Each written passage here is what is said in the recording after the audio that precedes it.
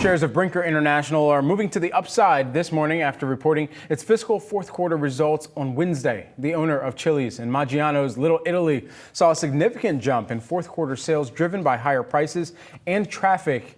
And this is all despite a more cautious consumer. Here to weigh in on the latest results, we've got Kevin Hochman, who is the CEO and president of Brinker International, and we've got Yahoo Finance's executive editor, Brian Sozzi, back for the conversation here. Kevin, great to see you in person this time. I've talked with you guys a lot, but this studio is amazing, and thank you for having me. Absolutely. You know, we've heard so many readings on the consumer right now from top execs at companies as large as Brinker's as well. What is your reading on the consumer, especially as you're trying to woo them, bring them in, and get more foot traffic? Yeah, we see all the same things that you guys see. So, when we see our competitors report and they have down traffic, and we just haven't seen it in our business. So we know things are tough out there, but we have this industry-leading value, and we've spent a lot of time in the last 2 years and a lot of investments on improving the experience. So that means making sure we have more labor in the restaurants. We've reduced our menu by over 22%.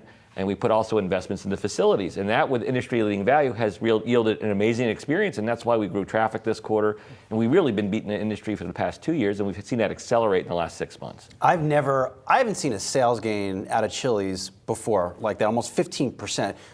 By comparison, McDonald's US was down 0.7% in the most recent quarter. Is it that the economy is in such a place, consumers are coming in, they're buying one of your new giant $10.99 burgers, cutting in half and taking the other half home? Is that where we are? I mean, because this burger is huge. You're doing something right. Yeah, we don't really see a ton of sharing in our restaurants. I think what's happening is if you're going to have to pull back trips, so let's say you take 100 trips to restaurants and you're going to take 95 this year instead of 100 because what's going on with the macro economy, you're going to choose the restaurants that you really trust, right? You can't afford for it to fail.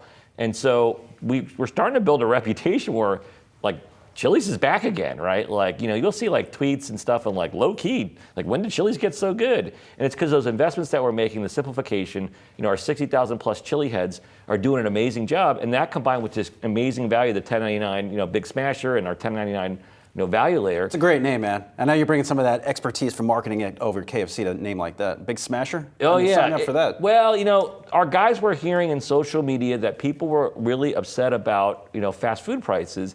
And we said, well, I wonder what our burger would taste like with special sauce, lettuce, cheese, pickles, onions, on a brioche bun. And it tasted pretty darn good. And so we've got this almost half-pound burger with, obviously a familiar flavor profile, fries, unlimited chips and salsa, a bottomless drink. And it's $10.99. I mean, that's just doesn't even fit in our screen. McDonald's, make something like that, right, Brad? I mean, come on. Well, I hope they don't, because it's really working for us. So. Right? Yeah, trying to keep the competitive landscape at bay.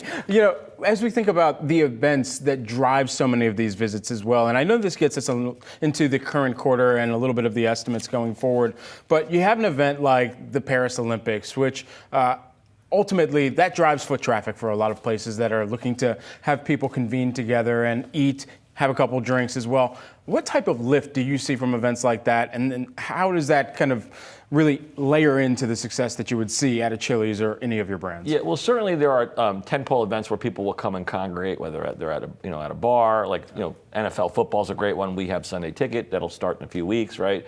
The Olympics was an interesting one. That came in July, and I think we saw a general kind of slowdown versus expectations that we talked about on our earnings call. The entire industry did. Now, we still beat the industry double digits, and we were high single digits in terms of sales growth, and we were positive on traffic. But we definitely did see on Olympics, for some reason, I guess people don't go out to a bar and watch the Olympics, they'd stay at home. But then we saw things pick up in August like we talked about in the call. So, it really depends on the event. Sometimes it makes them want to come to restaurants, and sometimes it does just the opposite. And it's our job to figure out how to forecast that so we have the right labor and the right food in the restaurants. You're about to, let's just say, relaunch fajitas. One, how big is the fajita business for you each year? And then can you go ingredient by ingredient? What are you doing to reinvent that business? And how much will this stuff cost? Yeah, so this is a great example of our turnaround. We're taking the core items that we sell a lot of and that Americans think a lot about, right? Where am I going to go to dinner tonight? Burger, or I want chicken, or do I want Southwest, right? And we're in those segments, and we're just making them a whole lot better and more valuable for the guest. So for example, on fajitas, that's a $200 million business for us. So even small increases in profitability and sales are going to make big impacts to our business. And that's when we're going to upgrade the tortilla. We're going to improve the recipe for the chicken. We've improved the recipe already for the guacamole and the pico that come with it, right? We're creating fresher vegetable boats so that they literally are made to order, so you have just an absolutely delicious presentation.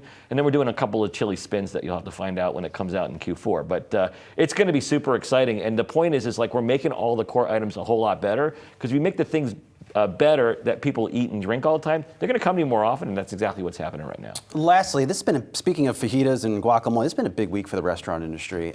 You know incoming Starbucks CEO Brian Niccol. I mean, you spent some time working with him, I imagine, in that Procter & Gamble realm. What do you think he's going to bring to that Starbucks environment, and when does his changes come to life? Like, how long does it take to turn around a company like that? Yeah, I can't really speak to that. I can tell you Brian is a phenomenal leader. I personally learned a ton from him. It's one of the reasons why I got into restaurants. I was going to say Yum Brands, too. You work with absolutely. It's one of the reasons why I got into restaurants. So, they obviously got an amazing pick, and he's going to do his normal Brian Niccol magic, and I can't wait to see what they're going to be about. I know my family loves to go to Starbucks, so they're excited about him being in charge. All right, well, move over Green Bay Packer cheeseheads. This one's for the chili heads, as Kevin Hochman put it a moment ago. Kevin Hochman, Brinker International CEO and President, plus Yahoo Finance's Executive Editor, Brian Sozzi. Kevin, great to see you. Hey, great to see you guys. Thanks so much. Absolutely.